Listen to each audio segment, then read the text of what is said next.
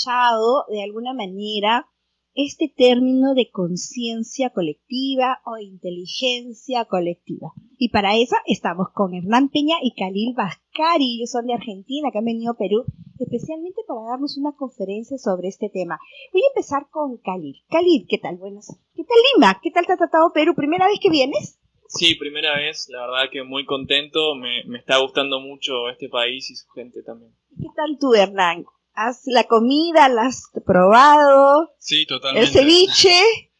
En esta ocasión todavía no, sí había venido hace un par de años, así que es reencontrarme nuevamente con este país tan hermoso. Ay, miren, gracias. Bueno, Khalil, primero me gustaría que me cuenten un poquito cómo si ingresaste a este mundo holístico y sobre todo a tratar a estudiar lo que era la cosmosociología.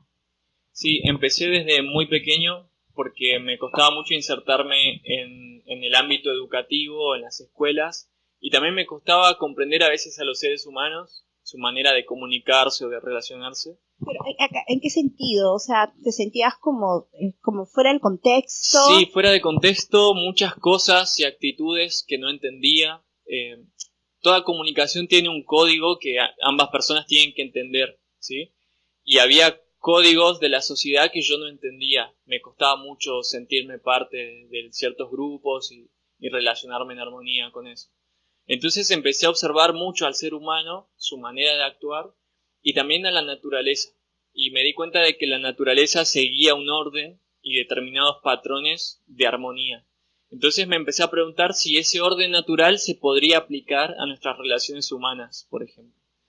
Esa búsqueda y esos cuestionamientos me llevaron a darme cuenta de que sí, de que existen leyes naturales y que todo el tiempo están rigiendo nuestra vida, lo sepamos o no. A esa manera de ver el mundo le llamo cosmosociología, porque cosmos significa orden y sociología es la ciencia de las relaciones humanas. Khalil, ¿y cuántos años más o menos tenías cuando comienzas a darte cuenta de estas leyes? Y si es que fue una manera de autoestudio o es que comenzaste a estudiar en otras escuelas. Bueno, ya desde muy pequeño, a los 6 o 7 años, ya leía libros y buscaba información sobre el tema. Después, entrando a la adolescencia, como a los 12 años, empecé a profundizar más en mí mismo y darme cuenta de que no estaba separado del universo, sino que Eras parte. Claro, era parte, y entonces al conocerme a mí mismo puedo conocer más al mundo también y viceversa.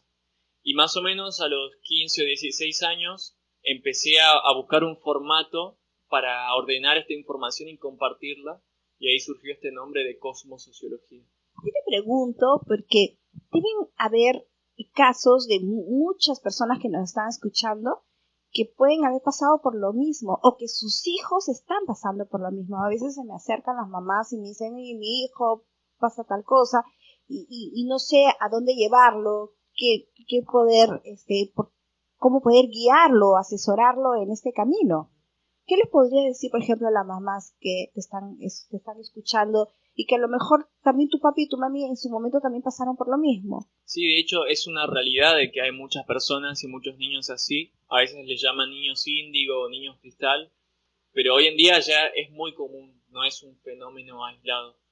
Justamente filmamos una película que se llama Nacidos al Amanecer y que trata de este tema, de las nuevas generaciones que ven el mundo de otra forma. Y lo que les puedo decir a los padres es, para empezar, que sus hijos no están mal, no es somos raros. Sí, no es que son raros ni tienen algún problema, simplemente que ven el mundo de una manera diferente, y entonces lo principal es respetar eso y abrirse a escuchar a sus hijos, y ellos mismos le van a ir mostrando cómo ven el mundo y qué es lo que necesitan, de qué manera necesitan ser acompañados, más que nada. Hernán, yo sé que tú te dedicas al estudio de las vidas pasadas. ¿Cómo podrías, más o menos por la experiencia que tú tienes, entender o por qué hay personas que pueden venir que son más delicados, los que se llaman niños índigos, niños cristal? Son personas que tienen una vibración más alta, una frecuencia más alta. No necesariamente, pero sí su experiencia o su rol a cumplir, o por lo menos el deseo o el objetivo a desarrollar en esta experiencia, en esta encarnación, sigue niño responde a algo, ojo, no quiero pensar linealmente o de manera jerárquica como que hay algo que sea mejor o peor, simplemente que sí abocado a este cambio de conciencia, a aportar, no necesariamente desde un plano de lo espiritual, metafísico, etcétera, sino también desde otros aspectos, desde lo humano, desde lo social, en la economía, en la política, etcétera. Es por eso también que hay este término de niños índigo, cristal, etcétera, se lo suele estereotipar como simplemente algo metafísico, pero hay muchos otros niños que responden a esas características y se los halla en otros planos y ámbitos de la sociedad. Ahora, ¿tú crees que esto sea esta aparición de niños índigos, niños cristal, llamémoslo así, han sido, que han venido por una etapa o siempre han existido?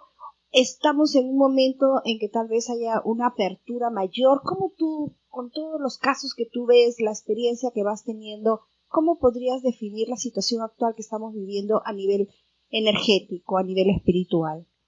Sí, bueno, no es solo mi opinión, sino también que es investigación y conclusiones de otros investigadores de otros ámbitos, en los cuales también se encuentra que se han venido como de a oleadas, si se quiere. Es decir, no es algo, este proceso o esta transformación en cierto punto que se va dando en la sociedad y que no es simplemente de ahora. Toda la historia de la humanidad fue en constante evolución, es de manera progresiva. Es decir, no es de un día para el otro, las cosas cambian y se establece como si nada y se lo acepta sin más. Sino que justamente estas oleadas responde a como ir preparando el terreno, luego quienes comienzan a generar ideas, nuevos conceptos, etcétera, y posteriormente quienes se encargan más de materializarlo o llevarlo a la práctica. Esa es mi visión y lo que encontramos también que las almas, etcétera, nos comparten acerca de esto. Y justamente en función de eso, ese rol y las vidas que cada uno de ellos eligen para justamente aportar un granito más en todo este proceso planetario de conciencia en el que sí nos encontramos actualmente como año a año, a lo largo de toda la historia, nuevamente voy a decir puntos críticos, pero también críticos suena como algo negativo, como una tensión, ¿no? Pero en realidad es eso, el estar presente de momento a momento, porque todo eso implica, digamos, va a ir modificando o influyendo el transcurso de nuestra vida como individuo y como sociedad. Entonces la importancia es punto a punto, no es que en determinado año o en determinados aspectos, determinadas generaciones. Y ahora, Khalil, por ejemplo, justo lo que está comentando Hernán, ¿cómo puede influir ese que tú lo llamaste el orden, el cosmosociología, primero en tu vida para poder comenzar a poder ya ver que sí podía ser algo colectivo y cómo podíamos interactuar entre la conciencia colectiva o la inteligencia colectiva y nosotros? Y mi otra pregunta, antes que se me vaya, es si esta conexión, puede llamarse conexión, ¿sí? ¿Es subconsciente o inconsciente? ¿O es que uno tiene que llegar consciente a hacerlo? Bien, una de las leyes del orden universal es el principio de generación o ley de generación, que dice que todo se crea en el universo desde lo más sutil hacia lo más denso. En nuestra vida, ¿qué significa? Que primero vienen los pensamientos y las ideas, eso genera emociones y las emociones generan acciones y hechos. ¿Y qué pasa si nosotros comenzamos con pensamientos negativos?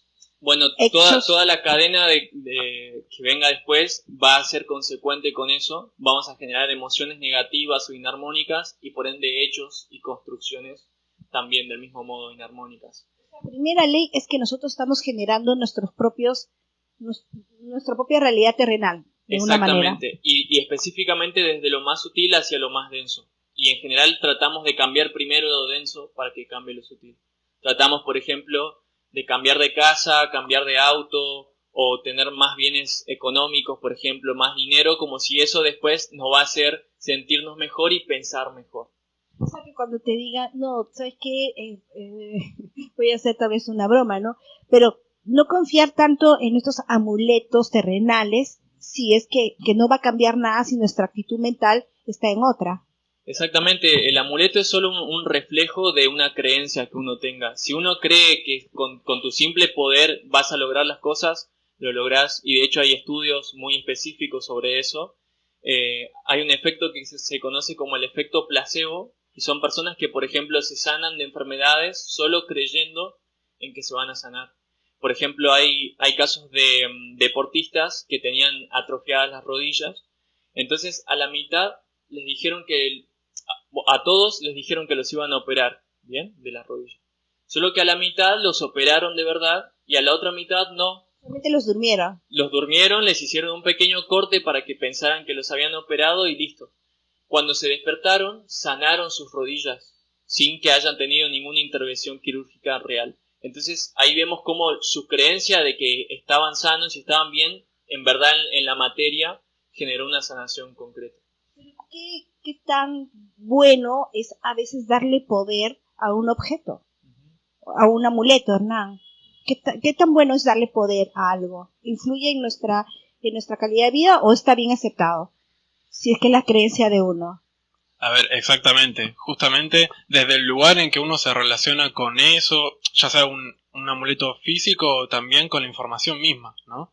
Eso es lo importante. Porque en sí el poder, como estaba comentando Khalil y estábamos charlando recién, está en uno mismo y no en eso ajeno exterior, ¿no? Entonces, es bueno, por decirlo de una forma, siempre en el sentido de que nos puede contribuir a acompañar a conectarnos o a que se desenvuelva todo eso naturalmente, pero lo que no está bueno, y ahí es donde hay que tener cuidado y prestar atención, en no generar esa dependencia y terminar poniendo definitivamente ese poder fuera. Podemos verlo y hay muchas personas que a veces nos pueden regalar ese tema, ¿no? De que tienes muchos amuletos o muchos temas donde puedes tener el poder. Pero bueno, continuemos, Khalil. Entonces, cuando nosotros entramos a esa conciencia colectiva, hay que entender primero que todo comienza desde lo sutil a lo más denso. Exactamente. Entonces, en nuestra vida, cambiando la manera en que está ordenada nuestra mente, se cambia la materia también. Y a nivel social pasa exactamente lo mismo. Todas las mentes están unidas dentro de una gran mente que es esa mente colectiva. Y por ende lo que pasa a nivel sutil en la sociedad termina generando la forma en que nos organizamos. Y esto tiene que ver también con el tema de las generaciones, por ejemplo, que hablábamos antes. En general vienen algunas generaciones que traen ideas nuevas, las generaciones siguientes difunden esa idea y las que vienen después concretan esas ideas. Como por ejemplo hoy en día la sociedad se basa, por ejemplo, en la creencia de que somos egoístas por naturaleza. ¿Bien? Hubo una generación que planteó esa idea, después se difundió y después se generó el capitalismo.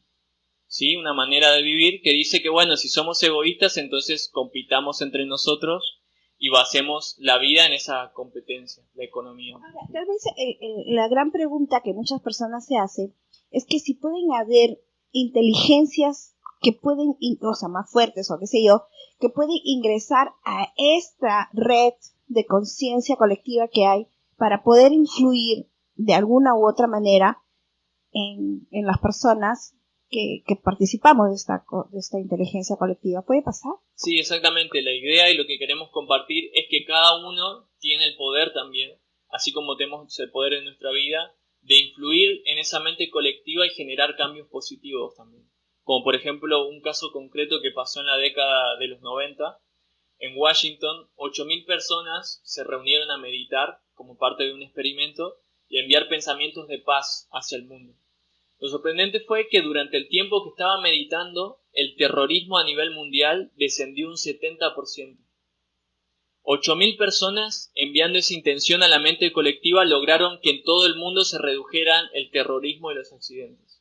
Entonces eso es inteligencia colectiva, poder generar una influencia a través de esa conexión que tenemos entre todos. Pero justamente lo que trabajamos es desde esta conexión el poder facilitar un camino de aprendizaje a las personas para que lleguen desde el lugar en donde se encuentran hasta el lugar donde quieren llegar en sus vidas, sus propios, desde lo sentimental, lo emocional, lo material incluso. Y bueno, justamente compartiendo una conexión un poco más con nuestra conciencia, pero aplicada en cosas concretas de la vida diaria. Como hablábamos antes de los amuletos y la información, tanto en la charla, en los seminarios y en las sesiones, en los encuentros que brindamos, justamente a lo que llevamos o el objetivo es a darnos cuenta que el poder está en nosotros mismos. Y con esas palabras yo termino. El poder está en nosotros mismos. Muchísimas gracias, chicos.